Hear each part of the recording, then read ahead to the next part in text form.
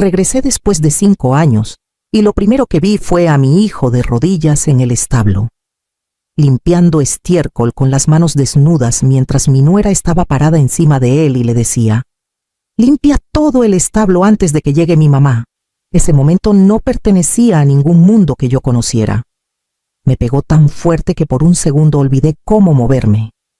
Me llamo Hortensia Ramírez. Tengo 67 años. Había volado desde Suiza la noche anterior, agotada pero con el corazón lleno de ilusión. Durante el vuelo largo, me había imaginado 1000 veces el reencuentro con Gabriel, sonriendo como antes de que la vida se torciera. Guadalajara siempre había sido nuestro rincón tranquilo, nuestro lugar para respirar. Pero en cuanto pisé el camino de tierra que lleva a su casa, algo se me apretó por dentro. La propiedad parecía vacía por dentro. La luz del porche estaba muerta. El pasto alrededor de la barda colgaba sin vida. Lo que más me asustó fue el silencio. No el de paz, sino el que ahoga. Entonces escuché el raspado, un sonido constante, forzado, que salía del establo. Mis pies se movieron antes de que mi cabeza reaccionara.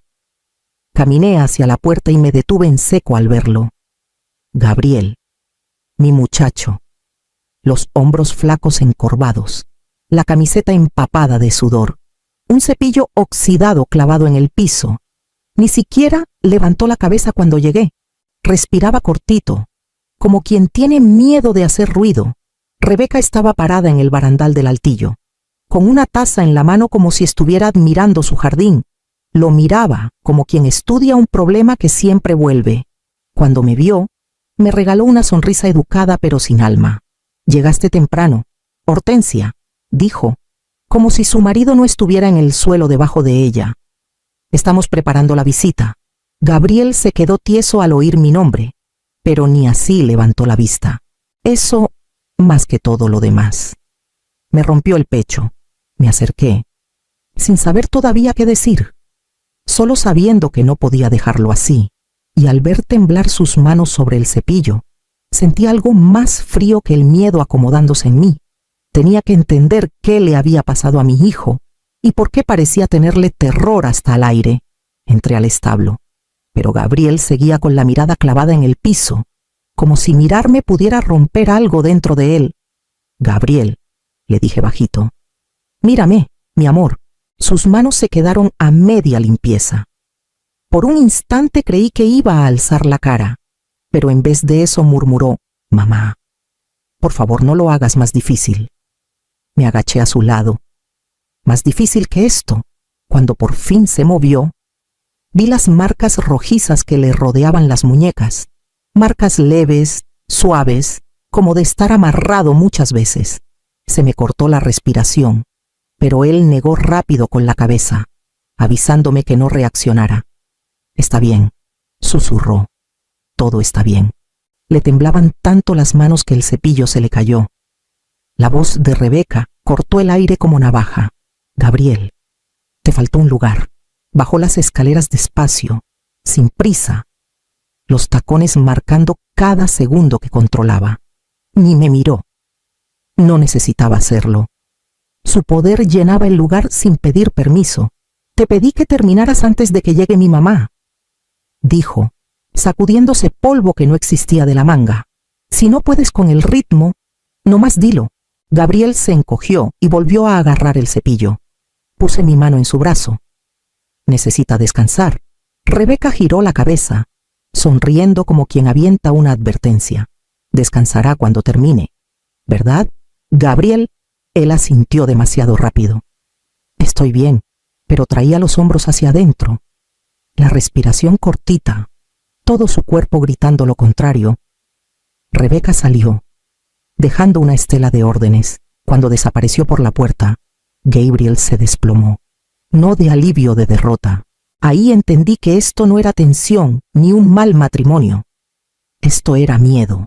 Rebeca caminaba delante de nosotros hacia la casa como si estuviera guiando a una visita en su palacio. Yo seguía a Gabriel adentro y en cuanto crucé la puerta, una pesadez se me instaló en el pecho. Todo en la sala brillaba pisos de mármol pulido, espejos grandotes con marco dorado, una araña que no pega ni con queso en una casa de rancho en las afueras de Guadalajara. Parecía página de revista. No parecía la vida de mi hijo. Quedaban poquísimas cosas personales. Casi todas las fotos y recuerdos habían desaparecido. Nada tenía su toque. Gabriel se quedó rondando cerca del pasillo, como esperando permiso para moverse. Antes de que pudiera abrir la boca, la puerta principal se abrió de golpe sin tocar. Doña Consuelo entró como si la casa fuera suya desde siempre. El cabello perfecto, perfume caro y esa sonrisa que nunca llega a los ojos. «Rebeca, mi reina», dijo, pasando de largo junto a mí. «Vine tempranito. Quería ver cómo iban las cosas». Sus ojos pasaron por Gabriel como quien revisa una mancha. «¿Todavía no terminas el establo?» Gabriel bajó la cabeza. «Lo termino después de la comida». Doña Consuelo no me peló hasta que Rebeca le susurró. Llegó Hortensia. Se dio la vuelta despacio. Ah, la suegra. Me hizo una inclinación de cabeza. Nada más. La comida debería haber sido cálida, de bienvenida. En cambio pareció teatro. Doña Consuelo se sentó en la cabecera. Rebeca a su lado. A mí me pusieron casi en medio. Gabriel quedó al fondo, casi fuera de la plática.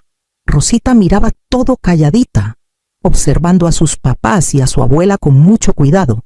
Cuando Gabriel estiró la mano por un platillo, Rosita se quedó helada. Mami dice que papi nomás es el que limpia. Soltó bajito, pero no tanto. Rebeca se puso tiesa. Doña Consuelo le lanzó una mirada de advertencia. Gabriel retiró la mano como si le quemara. Rosita miraba a su papá como con miedo de poner mala cara. Yo miraba los hombros chiquitos de la niña tensos. Miraba a Gabriel achicarse. Miraba el silencio satisfecho de Doña Consuelo. Esto no era un hogar.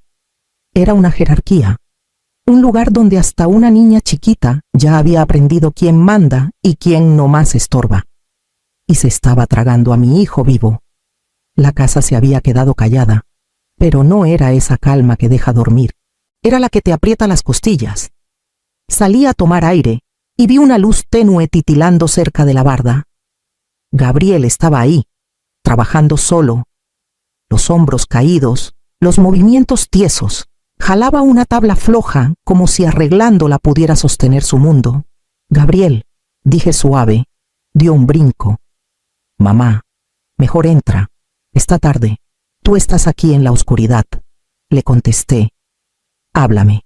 Bajó la vista a sus manos. No quiero meterte en esto. ¿En qué? Un silencio largo se estiró entre nosotros y de pronto algo se le quebró. Todo se vino abajo, susurró. Hace años, el negocio de los alimentos se hundió.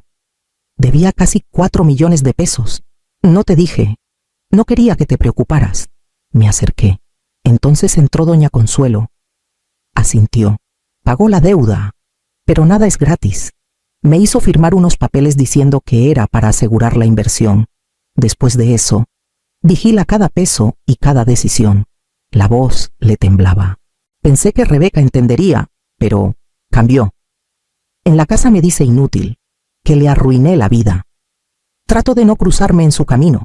No quiero que Rosita escuche. Se me cerró la garganta. Gabriel, ¿por qué no me llamaste? Me daba vergüenza, dijo. Y miedo, si me rebelaba. Doña Consuelo amenazaba con quitarme a Rosita. Conoce a la gente indicada, sabe qué decir. Agarró la barda, las manos temblándole apenas, disimulando la angustia. Puse mi mano sobre la suya. Ya no estás solo. Tragó saliva fuerte. No merezco ayuda, mamá. Yo armé este desastre. Ahí en la oscuridad, oyendo a mi hijo decir eso, entendí el peso que cargaba y cuán hondo había calado el daño. No solo estaba atrapado, creía que se lo merecía. Desperté antes del amanecer. De esos despertares que vienen porque la cabeza no para. La casa se sentía mal, demasiado callada, demasiado vigilada. Empecé a apuntar detalles pequeños. Gabriel se sobresaltaba cuando sonaba un celular. Cómo Rebeca revisaba su reloj inteligente después de cada cosa que él decía. como Rosita evitaba mirarlo si había alguien más en la habitación. Cositas. Pero juntas pintaban un patrón peligroso. A media mañana me escabullí al cobertizo. Don Raúl, un antiguo trabajador del rancho, acomodaba herramientas. Había trabajado ahí años antes de que doña Consuelo lo corriera. Don Raúl, le dije bajito, dígame la verdad, ¿qué le pasa a mi hijo? Miró hacia la casa y bajó la voz. Señora Hortensia, Gabriel ya no decide nada, ni la cantidad de alimento, ni las reparaciones. Lo corregían como a niño chiquito. Hay cámaras en todos lados. Doña Consuelo decía que era seguridad, pero lo ponía nervioso, siempre con cuidado. Le agradecí y regresé a la casa, cada paso más pesado. Ya no me di el lujo de disimular. En cuanto llegué a mi cuarto, marqué al único contacto en quien confiaba, Laura Torres, una vieja colega de años atrás, ahora abogada de familia en la Ciudad de México. Contestó al primer timbre. Hortensia, suenas mal. Lo estoy, dije. Creo que a Gabriel lo tienen controlado, económicamente, emocionalmente, hasta como papá. Laura no dudó. Estamos viendo 3 tipos de abuso: coerción financiera, degradación emocional y alienación parental. Si es tan grave como suena, necesitamos pruebas. Lo sé, susurré. Solo no sé por dónde empezar. La voz de Laura se afiló. Busca el rincón donde ella nunca piensa esconder nada. Los abusadores siempre dejan un huequito sin revisar. Y de pronto, supe exactamente cuál era ese huequito. Rebeca sintió que ya no seguía el juego. Rondaba en las puertas, aparecía de repente en los pasillos, y su voz traía un filo cada vez más cortante.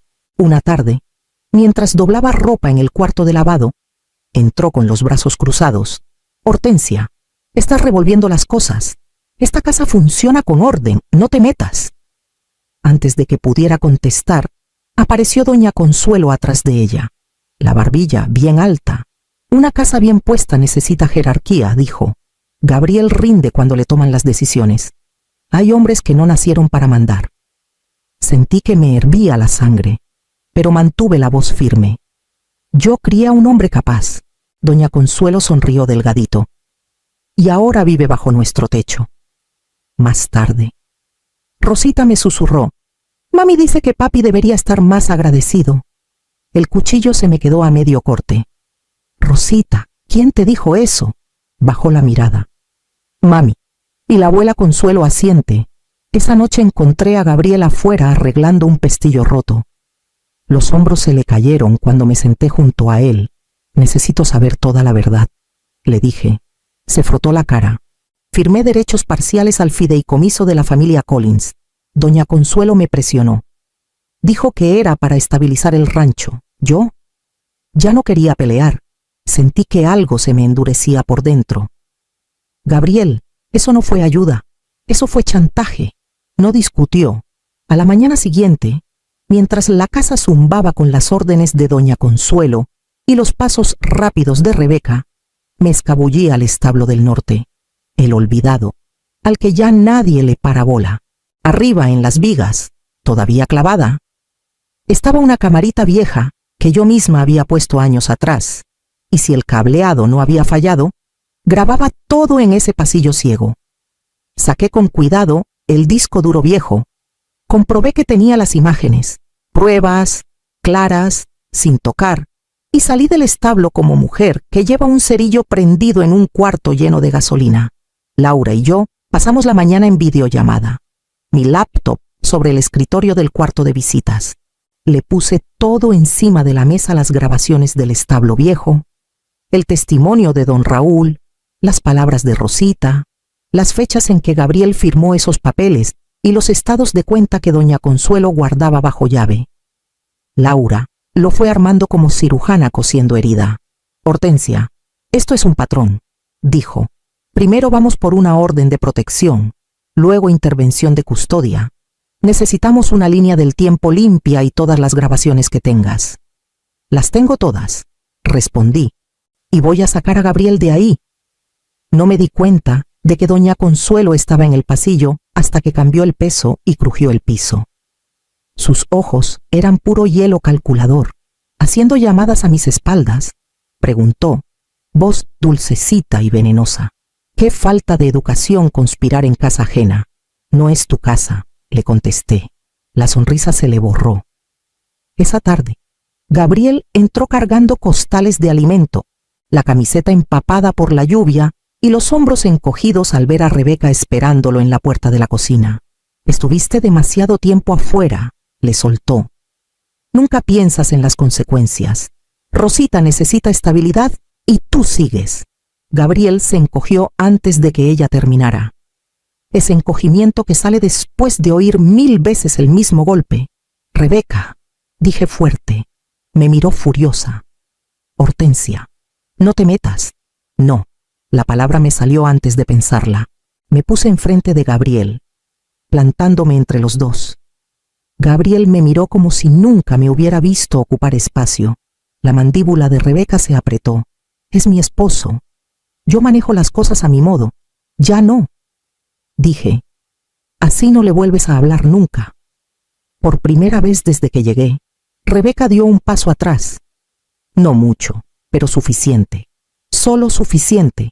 Y vi algo temblar en sus ojos. No era enojo, no era seguridad, era miedo. Esperé hasta que la casa cayó en su ritmo de la tarde. Doña Consuelo paseando con su tablet. Rebeca revisando puertas como si cuidara un reino que no le pertenecía. Cuando sentí el momento, entré a la sala. «Rebeca, Consuelo», dije tranquila. «Tenemos que hablar». Rebeca alzó una ceja. «¿De qué?» «Ya verán». Antes de que pudieran contestar, un carro entró al camino de grava, luego otro y otro. Llegó Laura con funcionarios del condado después de confirmar el protocolo, seguidos por una trabajadora social de DIF. A doña Consuelo se le fue el color de la cara. «¿Qué significa esto?», exigió. Laura ni se inmutó. «Una intervención formal. Nos reunimos en el comedor».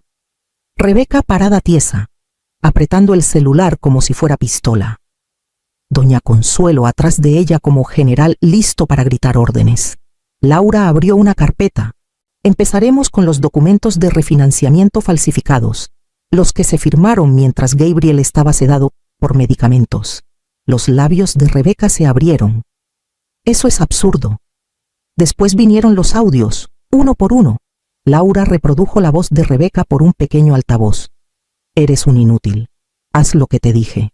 Rosita no necesita un papá que falla». Cada frase caía como golpe.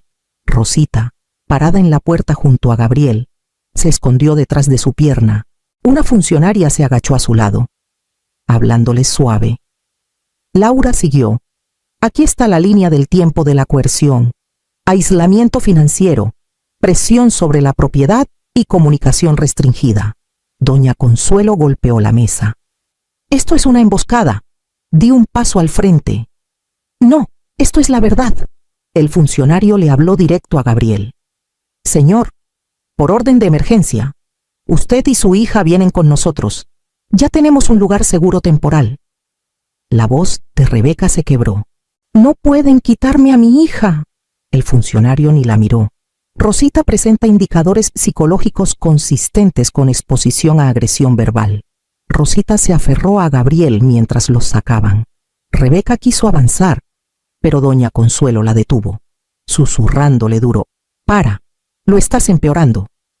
Rebeca me miró entonces salvaje, acorralada, sin ninguna de las máscaras que se había puesto. Por primera vez entendió que ya no había nada que controlar. La investigación avanzó rápido, más rápido de lo que Rebeca o doña Consuelo jamás pensaron. En pocos días, los oficiales del Ministerio Público empezaron a investigar control coercitivo e irregularidades financieras. Laura me mantenía al tanto. Su voz firme pero con un dejo de satisfacción. Se pasaron de lanza, Hortensia.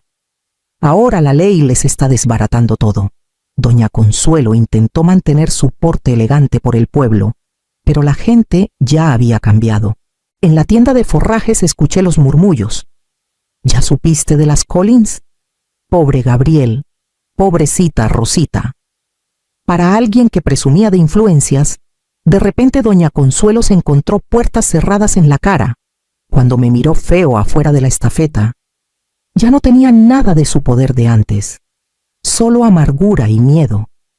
Gabriel, en cambio, se veía distinto cada día, menos encorvado, menos tenso, menos como hombre que espera el siguiente golpe. Cuando nos vimos en la casa de acogida, me susurró: «Ya no despierto con miedo». Las manos todavía le temblaban a ratos, pero iban sanando, despacito. Rosita primero se pegaba a él, luego a mí. La primera vez que ella sola tomó mi mano, se arrimó y me dijo bajito: «Abuela Hortensia, ahora está más tranquilo». Sus hombros se aflojaron como si hubiera cargado un peso del doble de su tamaño. Pasábamos las tardes leyendo cuentos con dibujos. Su voz chiquita tropezando con las palabras, pero cada vez más firme. Gabriel nos miraba desde la puerta, los ojos suaves con algo que parecía esperanza. La casa, que antes se sentía gobernada por el miedo, ahora parecía un lugar donde se podía volver a respirar. Y con respirar llegaron los primeros pasos, frágiles, para reconstruir todo lo que habían perdido. Gabriel empezó terapia la semana siguiente. Llegó a casa después de la primera sesión con los ojos rojos, pero la voz firme. «Duele», dijo, «pero es la primera vez que siento que salgo del túnel en vez de meterme más». Le apreté el brazo. Así suena la sanación. Pasábamos las tardes reconstruyendo el establo juntos. No para volver a lo de antes, sino para recuperar algo que habían torcido demasiado tiempo. Yo sostenía las tablas mientras él atornillaba. «¿Se siente raro?», murmuró. «¿Volver a trabajar para mí?». «No», lo corregí suave. «Trabajas para tu hija y para tu vida». Rosita entraba y salía corriendo por las puertas abiertas del establo. Su risa, rebotando en un espacio que antes la hacía encogerse, arrastraba su perrito de peluche por la paja y gritó: «Papi, mira, ya no tiene miedo». Gabriel cerró los ojos, tragándose una emoción demasiado grande para palabras. La noticia llegó calladita. Rebeca aceptó un acuerdo: coerción financiera, fraude en documentos, riesgo emocional al menor. Perdió la custodia principal y solo tendrá visitas supervisadas. Gabriel leyó el fallo 2 veces antes de susurrar: «Se acabó, está empezando». Le dije. Esa tarde los 3 nos sentamos en la escalera de atrás, mientras el sol se escondía detrás de los cerros de Jalisco. Rosita se recargó en mí, los párpados pesados, mientras Gabriel apoyaba los codos en las rodillas. A los 67, después de décadas de preocupación y culpa, no podía recuperar el pasado, pero sí asegurar el futuro. Nuestra casa volvió a respirar, y nosotros también. Si quieres más historias como esta, no olvides darle me gusta, dejar un comentario y suscribirte.